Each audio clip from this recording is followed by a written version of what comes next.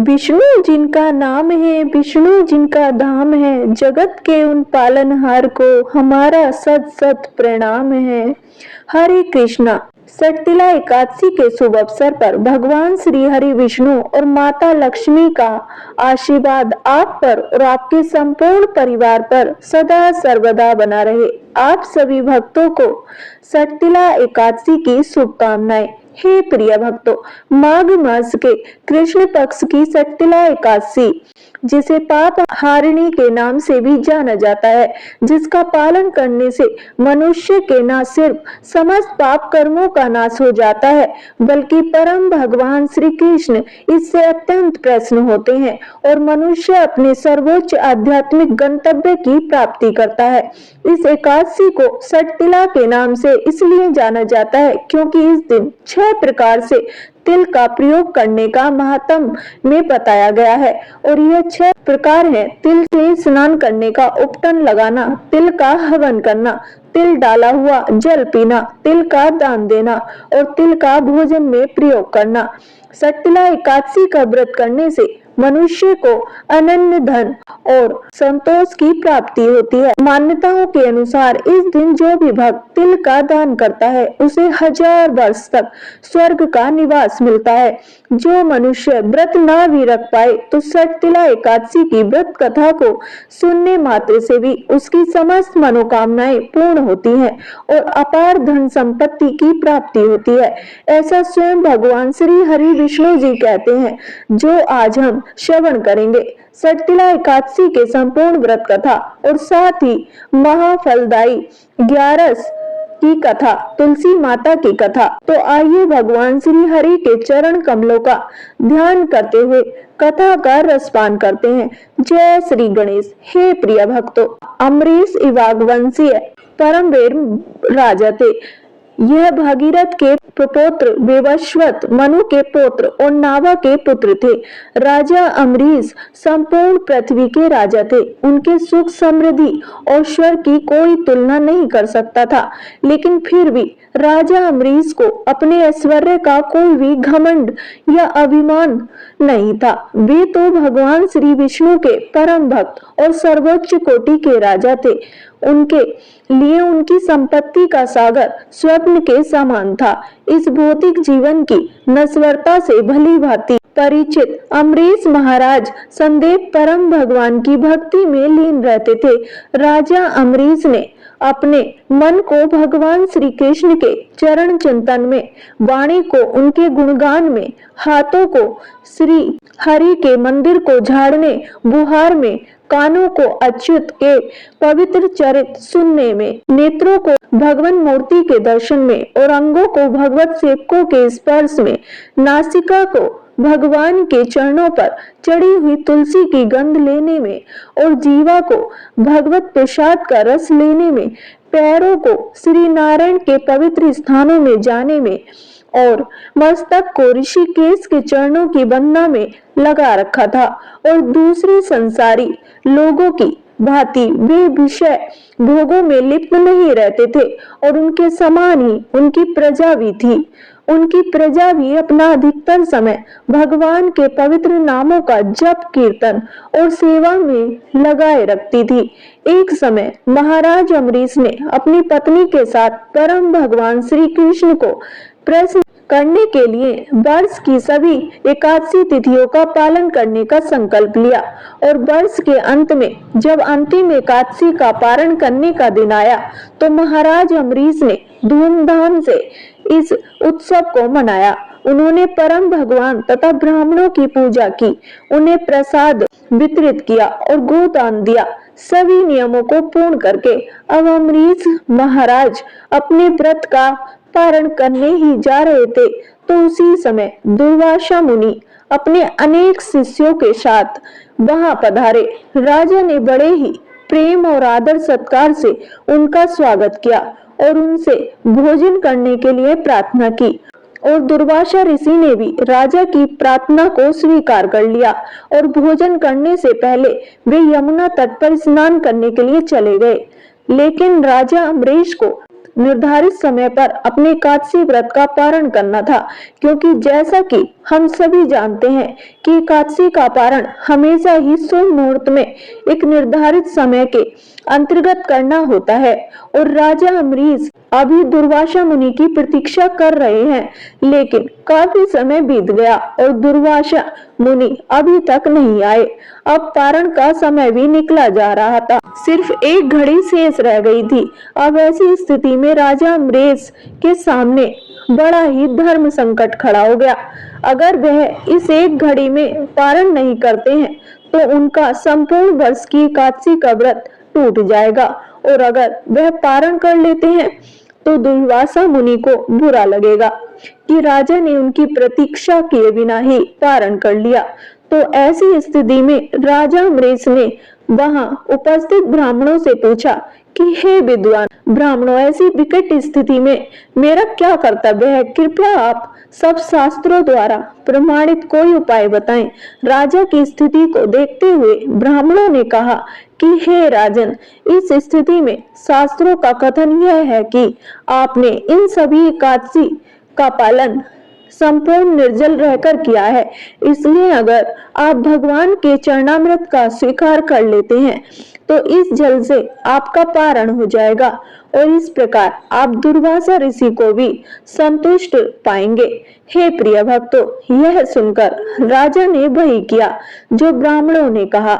राजा ने भगवान के चरणामृत की सिर्फ एक बूंद स्वीकार की और अपने व्रत का पारण कर लिया। अब वे दुर्वासा मुनि के आने की प्रतीक्षा करने लगे। हे प्रिय भक्तों, इधर स्नान करने गए हुए दुर्वासा मुनि को समाधि में ही इस बात का पता चल गया। अम्बरीश महाराज ने जल ग्रहण किया है। इस बात से दुर्वासा ऋषि को अत्यंत क्रोध आया। उन्होंने सोचा कि एक तुच्छ क्षत्रिय राजा ने मेरा अपमान किया है। मुझे भोजन के लिए आमंत्रित करके स्वयं मुझसे पहले उसने जल ग्रहण किया। उसकी सुदन की सजा उसे अवश्य ही मिलनी चाहिए। यह सोचकर दुर्वासा मुनि ने क्रोध में अपने बालों की एक लट खींचकर निकाली, और देखते ही देखते उस लट ने एक विशाल काय अग्नि राक्षस कृत्या का रूप ले लिया। यह एक ऐसी अग्नि दैत्य था जो संपूर्ण पृथ्वी को अपने लपटों में समा सकता था। दुर्वासा ऋषि ने उस कृत्य को आदेश देते हुए कहा कि इसी क्षण जाओ और उस अभिमानी राजा अम्बरीश को जलाकर भस्म कर दो। बस फिर क्या था, अब आज्ञा पाते ही कृत्या राजा अम्बरीश के सामने पहुंच गई। राजा अम्बरीश भी समझ गए कि क्या हुआ है, लेकिन वे भगवान के शुद्ध भक्त थे। कृत्या को देखकर वे थोड़े से भी विचलित नहीं हुए। उन्होंने उसे दुर्वासा मुनि का आशीर्वाद समझकर स्वीकार कर लिया और हाथ जोड़कर उसके सामने खड़े रह गए। लेकिन हे प्रिय भक्तों, जो भगवान के भक्त होते हैं उनकी ऐसी स्थिति में भगवान भला मौन कैसे रह सकते हैं? भगवान श्री हरि विष्णु अपने भक्तों का अपमान कभी भी सहन नहीं कर सकते। वे भृगु ऋषि के अपने वक्ष स्थल पर सहन कर सकते हैं, लेकिन अपने भक्तों के प्रति किया गया अपराध कभी भी क्षमा नहीं करते। एक क्षण में ही सुदर्शन चक्र वहां पहुंच गया और सुदर्शन चक्र ने अपने तीक्ष्ण तेज और शक्ति से उस कृत्या नामक अग्नि दैत्य को जलाकर भस्म कर दिया। और इतना ही नहीं, अब वह सुदर्शन चक्र दुर्वासा ऋषि को भस्म करने के लिए उनके पीछे चला गया। जब दुर्वासा मुनि को यह पता चला तो वे अत्यंत लज्जित और भयभीत होकर सुदर्शन चक्र से बचने के लिए चारों दिशाओं में भागने लगे। सुदर्शन चक्र ने हर जगह उनका पीछा किया। इंद्र इत्यादि तो क्या स्वयं ब्रह्मा जी और शिव जी ने भी उन्हें शरण नहीं दी। आखिरकार भगवान शिव ने उन्हें दयापूर्वक भगवान श्री विष्णु के पास जाने का सुझाव दिया और भय से कांपते हुए दुर्वासा ऋषि उसी क्षण भगवान नारायण के पास पहुंचे और उनसे प्रार्थना करते हुए कहने लगे कि हे प्रभु, आप इस संसार के आदि और अंत हैं। आपके नाम का स्मरण करने मात्र से मनुष्य नारकीय जीवन से मुक्त हो जाता है। आपके भक्त महाराज अम्बरीश के प्रति मैंने घोर अपराध किया है। हे प्रभु, कृपया मुझे क्षमा करें। हे प्रिय भक्तों, भगवान श्री हरि विष्णु ने दुर्वासा ऋषि से कहा कि हे मुनि, तुमने मेरे भक्त राजा अम्बरीश का घोर अपमान किया करके अपने द्वेष का ही प्रदर्शन किया है, इसलिए तुम इसी क्षण मेरे प्रिय भक्त राजा अम्बरीश के पास जाओ, उनसे क्षमा मांगो और मुझे विश्वास है वे तुम्हें जीवन दान अवश्य देंगे। भगवान श्री हरि विष्णु की बात सुनकर दुर्वासा ऋषि उसी क्षण राजा अम्बरीश के पास गए। उन्होंने राजा के चरणों में गिरकर उनसे क्षमा मांगी और अपने अपराध का प्रायश्चित करने लगे। राजा अम्बरीश अत्यंत विनम्र होने के कारण दुर्वासा ऋषि को इस अवस्था में देखकर लज्जित होने लगे और उन्होंने सुदर्शन से दुर्वासा ऋषि की रक्षा के लिए प्रार्थना की और राजा की प्रार्थना सुनकर सुदर्शन चक्र वापस चला गया। दुर्वासा मुनि ने राजा की स्तुति की और उन्हें आशीर्वाद प्रदान किया। हे प्रिय भक्तों, तो इस कथा से हम समझ सकते हैं कि भगवान श्री हरि विष्णु के लिए एकादशी तिथि और इस एकादशी व्रत का पालन करने वाले अपने भक्त कितने महत्वपूर्ण हैं। तो सभी प्रेम से बोलिए लक्ष्मी नारायण भगवान की जय, बोलिए एकादशी माता की जय। हे प्रिय भक्तों, तो आइए अब सुनते हैं सट्टिला एकादशी की पौराणिक व्रत कथा। भगवान श्री कृष्ण के श्री मुख से एकादशी का महात्म्य सुनकर श्रद्धा पूर्वक उन्हें प्रणाम करते हुए युधिष्ठिर महाराज ने कहा, हे केशव, आपके श्री मुख से एकादशियों की कथा सुनकर मुझे असीम आनंद की प्राप्ति हुई है। हे मधुसूदन, कृपया करके माघ मास के कृष्ण पक्ष की एकादशी का महात्म्य सुनाने की भी कृपा कीजिए। भगवान श्री कृष्ण ने कहा, हे युधिष्ठिर, माघ मास के कृष्ण पक्ष की एकादशी को सट्टिला एकादशी के नाम से जाना जाता है। यही प्रश्न एक समय नारद जी ने भी पूछा था। मैं वही कथा तुम्हें सुनाता हूँ, तुम ध्यान पूर्वक श्रवण करो। नारद जी बोले, हे प्रभु, आप मेरा प्रणाम स्वीकार करें। सट्टिला एकादशी के उपवास का क्या पुण्य है, उसकी क्या कथा है, कृपा करके मुझसे कहिए। नारद जी की प्रार्थना सुनकर भगवान श्री हरि ने कहा, हे नारद, मैं तुम्हें प्रत्यक्ष देख हुआ सत्य वृतांत सुनाता हूँ, ध्यान पूर्वक इसका श्रवण करो। प्राचीन काल में मृत्यु लोक में एक ब्राह्मणी रहती थी। वह सदैव ही व्रत किया करती थी। एक समय वह 1 मास तक व्रत करती रही। इससे उसका शरीर अत्यंत दुर्बल हो गया। वह अत्यंत बुद्धिमान थी। फिर भी उसने कभी भी देवताओं या ब्राह्मणों के निमित्त अन्न या धन का दान नहीं किया था। भगवान श्री हरि विष्णु नारद जी से आगे कहते हैं कि हे नारद, इसलिए मैंने सोचा कि ब्राह्मणी ने व्रत आदि से अपना शरीर तो पवित्र कर लिया है, अर्थात शुद्ध कर लिया है। अब इसे विष्णु लोक तो मिल ही जाएगा, परंतु इसने कभी अन्न का दान नहीं किया और अन्न के दान के बिना मनुष्य की तृप्ति होना कठिन है। ऐसा सोचकर मैं भिखारी के वेश में मृत्यु लोक में उस ब्राह्मणी के पास गया और उससे भिक्षा मांगी। वह ब्राह्मणी बोली, हे महाराज, आप यहाँ किस लिए आए हो? मैंने उस ब्राह्मणी से कहा कि मुझे भिक्षा चाहिए।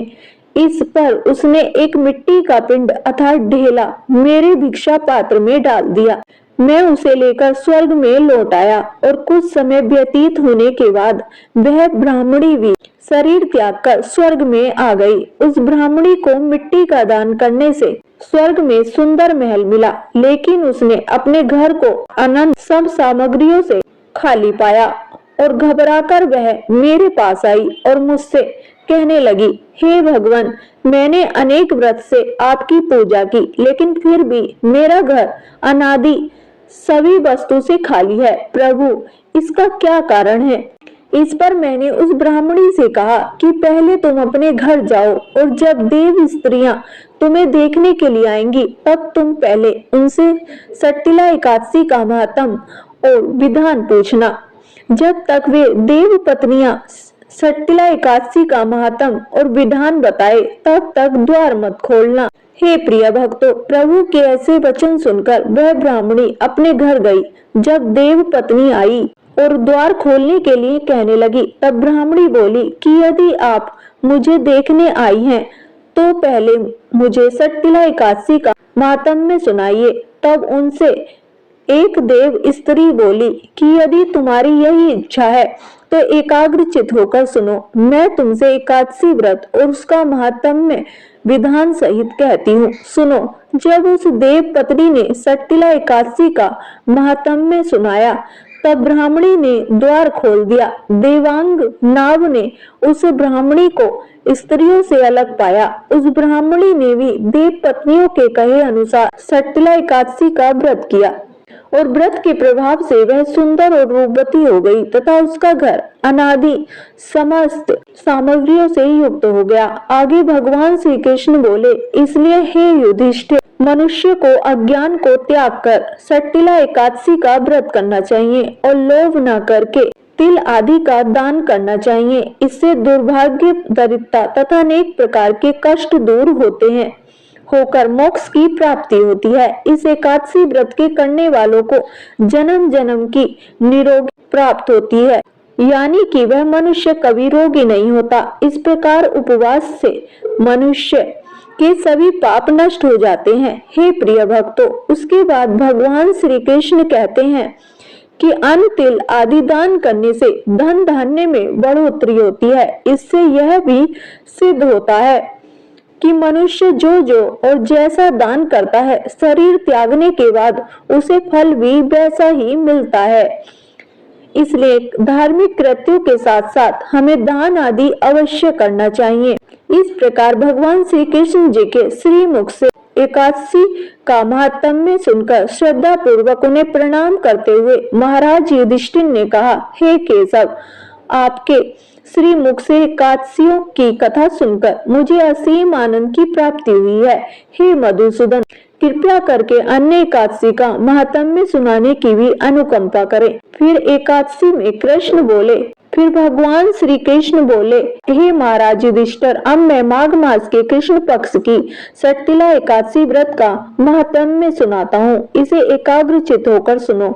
एक समय दाल ऋषि ने पुलस्त ऋषि से पूछा कि हे महाराज, मनुष्य मृत्यु लोक में ब्रह्म हत्या आदि महापाप करते और दूसरों के धन की चोरी तथा दूसरों की उन्नति देखकर उनसे द्वेष आदि करते हैं। ऐसे महान पाप मनुष्य क्रोध, ईर्ष्या, आवेग और मूर्खता वश करते हैं और बाद में शोक करते है कि हाय, हमने यह क्या किया।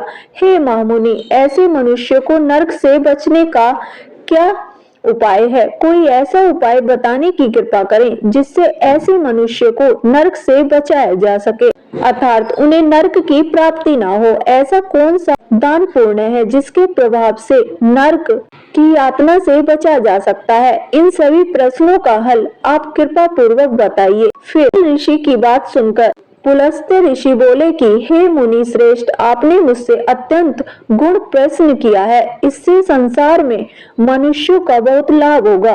इस रहस्य को इंद्र आदि देवता भी नहीं जानते। वह रहस्य मैं आपको अवश्य ही बताऊंगा।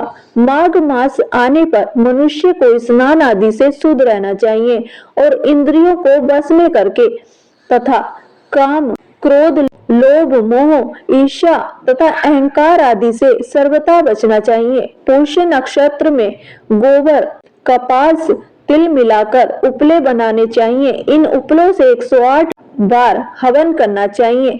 जिस दिन मूल नक्षत्र और एकादशी तिथि हो तब अच्छे पुण्य देने वाले नियमों को ग्रहण करना चाहिए।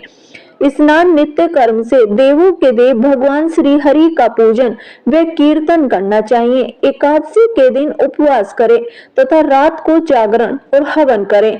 उसके दूसरे दिन धूप, दीप, नैवेद्य से भगवान श्री हरि की पूजा अर्चना करें तथा खिचड़ी का भोग लगाएं। उस दिन श्री हरि विष्णु को पेठा, नारियल, सीताफल या सुपारी सहित अग्र अवश्य देना चाहिए। उसके बाद उनकी स्तुति करनी चाहिए कि हे जगदीश्वर, जिनका कोई सहारा नहीं है, आप उन्हें सहारा देने वाले हैं। आप संसार में डूबे हुए का उद्धार करने वाले हैं।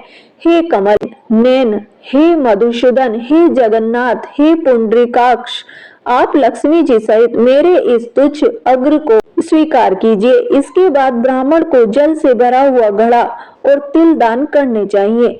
यदि संभव हो तो ब्राह्मण को गो और तिल दान देना चाहिए। इस प्रकार मनुष्य जितने तिलों का दान करता है वह उतने ही सहस्त्र वर्षों तक स्वर्ग में वास करता है। इस दिन तिल का 6 रूपों में इस प्रकार करना चाहिए। तिल से स्नान करने का उपटन लगाना, तिल का हवन करना, तिल डाला हुआ जल पीना, तिल का दान देना और तिल का भोजन में प्रयोग करना। इस प्रकार 6 रूपों में तिलों का प्रयोग सट्टिला कहलाती है। इससे अनेक प्रकार के पाप नष्ट हो जाते हैं तथा मनुष्यों की समस्त मनोकामना पूर्ण होती है और अपार धन संपत्ति की प्राप्ति होती है। तो सभी भक्तजन एक बार प्रेम से बोलिए श्री लक्ष्मी नारायण भगवान की जय। बोलिए श्री तुलसी शालिग्राम भगवान की जय। हे प्रिय भक्तों, एकादशी के दिन एकादशी व्रत कथा के साथ ही एकादश माता की कथा भी अवश्य ही सुननी चाहिए। इससे व्रत का पूर्ण फल प्राप्त होता है। तो आइए सुनते हैं माता की कथा। एकादशी भगवान श्री हरि विष्णु की साक्षात शक्ति है, जिस शक्ति ने इस असुर का वध किया था, जिससे भगवान भी जीत पाने की में असमर्थ थे। उस शक्ति के आगे भला मनुष्य के पाप रूपी असुर कैसे टिक सकते हैं। जिस शक्ति ने देवताओं के कष्ट को हरकर उन्हें सुख दिया, वह प्राणी मात्र को क्या नहीं दे सकती। सुख समृद्धि शांति और मोक्ष समस्त सुख सहज ही प्राप्त हो जाते हैं।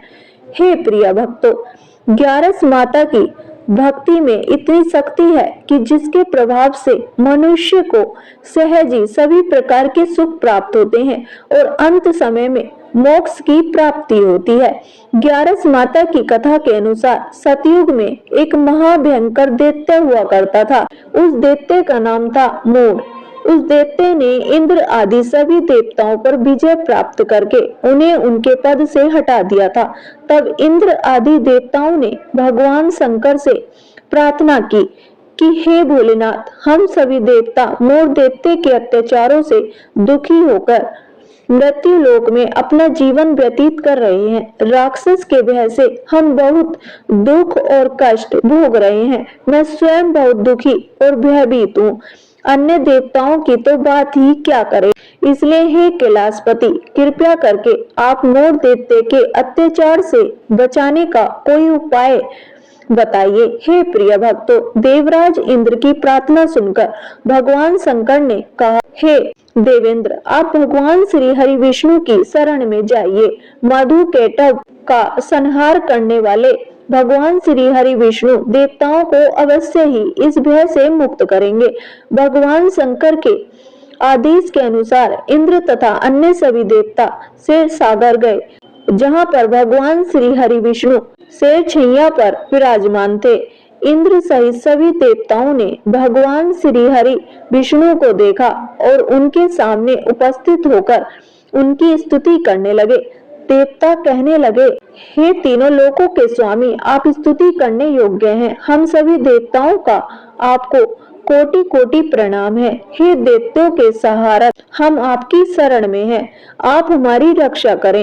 हे त्रिलोकपति, हम सभी देवता दैत्यों के अत्याचार से भयभीत होकर आपकी शरण में आए हैं। इस समय दैत्यों ने हमें स्वर्ग से निकाल दिया है और हम सभी देवता बड़ी ही दयनीय स्थिति में मृत्यु लोक में घूम रहे हैं। अब आप ही हमारे रक्षक हैं, हमारी रक्षा करें। हे जगन्नाथ, आप हमारी रक्षा करें। देवताओं की करुण पुकार सुनकर भगवान श्री हरि विष्णु बोले, हे देवगण, वह कौन सा दैत्य है जिसने देवताओं को जीत लिया है। आप सभी देवगण किसके भय से पृथ्वी लोक में भटक रहे हैं। क्या वह दैत्य इतना बलवान है जिसने इंद्र सहित सभी देवताओं को जीत लिया है। तुम निर्भय होकर मुझे सब हाल बताओ। भगवान श्री हरि विष्णु के स्नेहमयी वचनों को सुनकर देवेंद्र ने कहा, हे प्रभु, प्राचीन काल में ब्रह्म वंश में उत्पन्न हुआ नाड़ी जंगम नाम का एक असुर था, जिसका मौन नामक एक पुत्र है, जो चंद्रवाणी में निवास करता है, जिसने अपने बल से मृत्यु लोक और देवलोक को जीत लिया है और सभी देवताओं को देवलोक में से निकालकर अपने दैत्य कुल के असुरों को इन अग्नि वह स्वयं सूर्य बनकर पृथ्वी को ताप इस बलशाली भयानक असुर का संहार करके देवताओं की रक्षा करें। देवेंद्र के मुख से ऐसे वचन सुनकर भगवान श्री हरि विष्णु बोले, हे देवताओं, मैं आपके शत्रु का शीघ्र ही संहार करूंगा। आप सभी इसी समय मेरे साथ चंद्रमणि चलिए। देवताओं की पुकार पर भगवान श्री हरि विष्णु तुरंत ही उनके साथ चल पड़े और उधर दैत्य राजमुर ने अपने तेज से जान लिया था कि भगवान श्री हरि विष्णु युद्ध की इच्छा से उनकी राजधानी में आ रहे हैं, इसलिए अपने राक्षस योद्धाओं के साथ वह भी युद्ध भूमि में आकर गरजने लगा और देखते ही देखते युद्ध प्रारंभ हो गया। युद्ध शुरू होने पर अनगिनत असुर अपने अस्त्र शस्त्रों के धारण करके देवताओं से युद्ध करने लगे, लेकिन देवता तो पहले से ही डरे हुए थे। वह अधिक देर तक राक्षसों का सामना ना कर सके और भाग खड़े हुए। तब भगवान श्री हरि विष्णु स्वयं युद्ध भूमि में आ गए। दैत्य पहले से ही ज्यादा जोश में भरकर भगवान श्री हरि विष्णु से युद्ध करने लगा। वे अपने अस्त्र शस्त्रों से उन पर भयानक प्रहार करने लगा। दैत्यों के आक्रामक वारों को भी श्री हरि विष्णु अपने चक्र और गदा के प्रहार से नष्ट करने लगे। इस युद्ध में अनेक दैत्य सदा के लिए मृत्यु की गोद में समा गए, किंतु दैत्य राज मुर भगवान विष्णु के साथ निश्चल भाव से युद्ध करता रहा। उसका तो जैसे अभी बाल भी पाका नहीं हुआ था, वह बिना डरे युद्ध कर रहा था। भगवान विष्णु मूर्ख को मारने के लिए जिन जिन शस्त्रों का प्रयोग करते, वे सब उसके तेज से नष्ट होकर उस पर पुष्पों के समान गिरने लगते।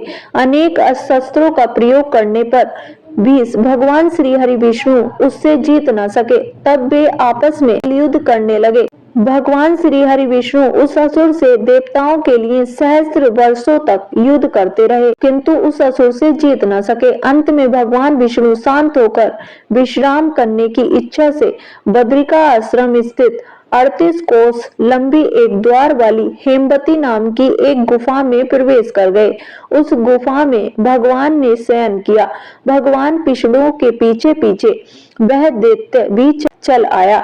भगवान श्री हरि विष्णु को सोता हुआ देखकर वह दैत्य उन्हें मारने को तैयार हुआ। वह सोच रहा था कि आज तो मैं अपने शत्रु को मारकर हमेशा हमेशा के लिए तो हो जाऊंगा, लेकिन उसकी यह इच्छा पूर्ण न हो सकी, क्योंकि उसी समय भगवान श्री हरि विष्णु की देह से एक दिव्य वस्त्र धारण किए हुए एक अत्यंत मोहिनी देवी उत्पन्न हुई और राक्षस को ललकार कर उससे युद्ध करने लगी। उस देवी को देखकर राक्षस को घोर आश्चर्य हुआ और वह सोचने लगा कि यह ऐसी दिव्य कन्या कहां से उत्पन्न हुई, और फिर वह असुर उस कन्या से लगातार युद्ध करता रहा। कुछ समय बीतने पर उस देवी ने क्रोध में आकर उस दैत्य के अस्त्र शस्त्रों के टुकड़े टुकड़े कर दिए। अब तो उस दैत्य को बड़ा ही क्रोध आया और वह सारी मर्यादाएं भंग करके उस देवी से युद्ध करने लगा। उस तेजस्वी कन्या ने उसको धक्का मारकर मूर्छित कर दिया और उसकी मूर्छा टूटने से पूर्व ही उसका सिर काटकर धड़ से अलग कर दिया, और सिर काटते ही वह असुर पृथ्वी पर गिरकर मृत्यु को प्राप्त हुआ। और बाकी बचे हुए असुर अपने राजा का ऐसा दुखद अंत देखकर भयभीत होकर पाताल में भाग गए। भगवान श्री हरि विष्णु जब निद्रा से जागे तो उस असुर को मरा हुआ देखकर उन्हें घोर आश्चर्य हुआ और वे सोचने लगे कि इस महाबली को किसने मारा है। तब वह तेजस्वी कन्या श्री हरि से हाथ जोड़कर बोली, हे जगदीश्वर, यह असुर आपको मारने को तत्पर था। तब मैंने आपके शरीर से उत्पन्न होकर इस असुर का वध किया है। देवी की बात सुनकर भगवान श्री हरि विष्णु बोले कि तुमने इस असुर को मारा है, इसलिए हे देवी, मैं तुमसे अत्यंत प्रसन्न हूँ। इसे मारकर तुमने तीनों लोकों के देवताओं के कष्ट को हरा है, इसलिए तुम अपनी इच्छा अनुसार वरदान मांग लो।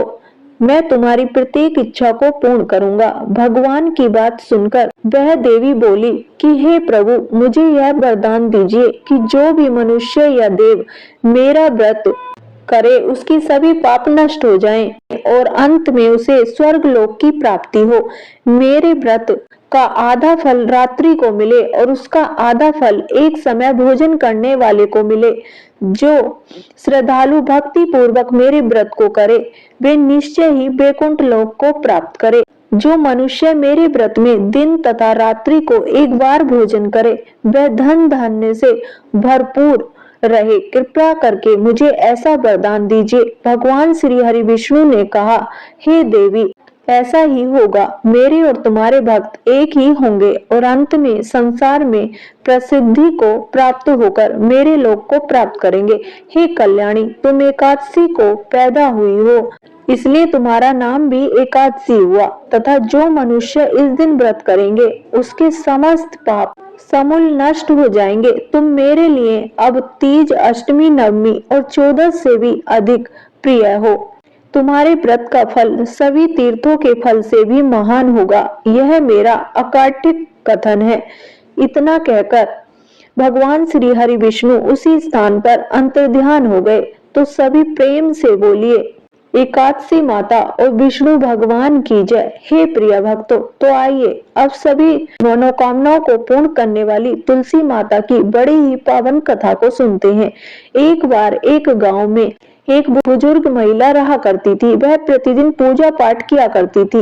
वह रोज तुलसी माता की पूजा करती थी और वह बुजुर्ग महिला रोज तुलसी माता से कहती, हे तुलसी माँ, तुम मुझे बहू दे, पीताम्बर की धोती दे, मीठा मठा घास दे, वैकुंठ में पाल दे, चटक की चाल दे, पटक की मोट दे, चंदन का काट दे, रानी का काज दे, दाल भात का भोजन दे, गरज की मौत दे और कृष्णा जी का कंधा दे। वह बुजुर्ग महिला हर महीने में तुलसी माता की रोज पूजा करती थी और उनके बरले को रोज सींचती। तुलसी माता बुजुर्ग महिला की बात सुनकर धीरे धीरे सूखने लगी। तभी भगवान श्री कृष्ण जी ने देखा कि तुलसी माता सूख रही हैं और तभी एक दिन भगवान श्री कृष्ण तुलसी माता जी के पास प्रकट हुए और भगवान श्री कृष्ण जी ने तुलसी माता से पूछा, तुम क्यों सूख रही हो? सभी महिलाएं तुम्हारी पूजा करती हैं और तुमको रोज सींचती हैं, लेकिन फिर भी तुम सूखती जा रही हो, इसका कारण क्या है?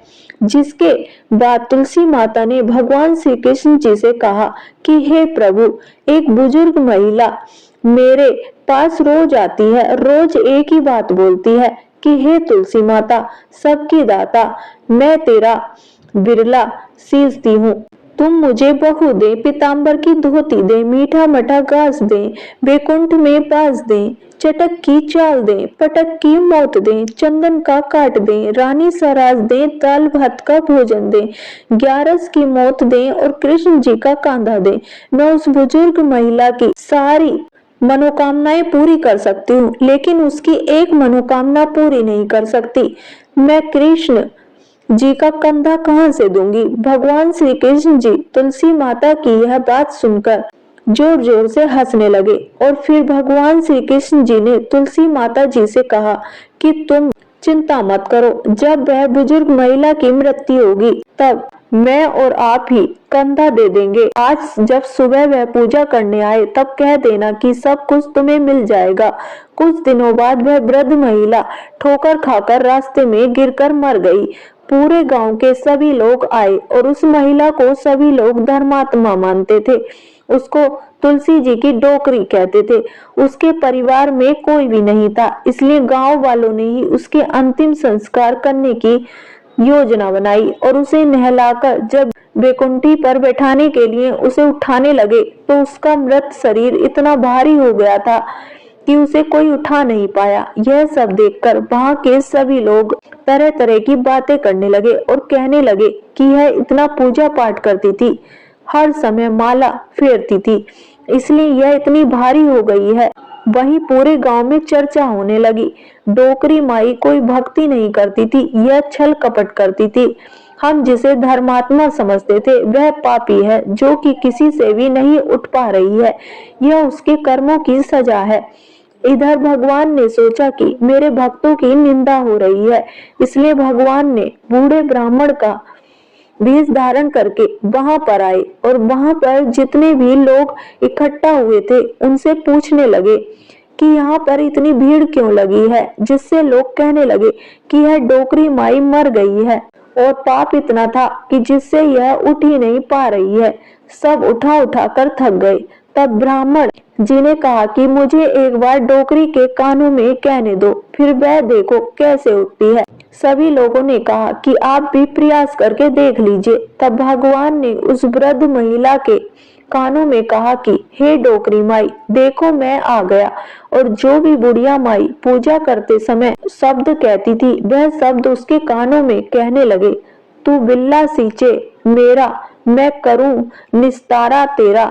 डोकरी माई बहू ले, बेटी ले, पोता ले, लड्डू ले, पीताम्बर की धोती ले, गहना ले, घी का घड़ा ले, मीठा मठा खीर और पूड़ी ले, दाल भात का भोजन ले, धन दौलत ले, बेटे पुत्र को काम ले, तुलसी का पत्ता ले, मुंह में गंगा जल ले, 11 की मौत ले, श्री कृष्ण जी का कंधा ले। इतना सुनते ही डोकरी हल्की हो गई। भगवान ने बोला, आओ और उसको उठाओ। भगवान ने हाथ लगाया और डोकरी उठ गई। सबको बड़ा ही आश्चर्य हुआ। उसे खूब धूमधाम से ले जाया गया। भगवान उसे अपने कंधे पर ले गए। पूरे गांव में उसकी चर्चा होने लगी, जिससे उसको मुक्ति मिल गई और वह बैकुंठ में चली गई। सभी लोग देखते रह गए। सभी लोगों ने देखा कि शमशान घाट तक तो ब्राह्मण साथ ही आया था, लेकिन अब वह दिखाई दे नहीं रहा। इससे लोगों को समझ में आ गया कि वह और कोई नहीं, स्वयं भगवान ही बूढ़े ब्राह्मण के रूप में आए थे। तो बोलिए श्री राधा कृष्ण भगवान की जय, बोलिए श्री तुलसी शालिग्राम जी की जय। तो कैसी लगी आपको आज की कथा? अगर वीडियो पसंद आई हो तो वीडियो को लाइक करें, चैनल को सब्सक्राइब करें और कमेंट बॉक्स में हर हर महादेव अवश्य लिखें। धन्यवाद।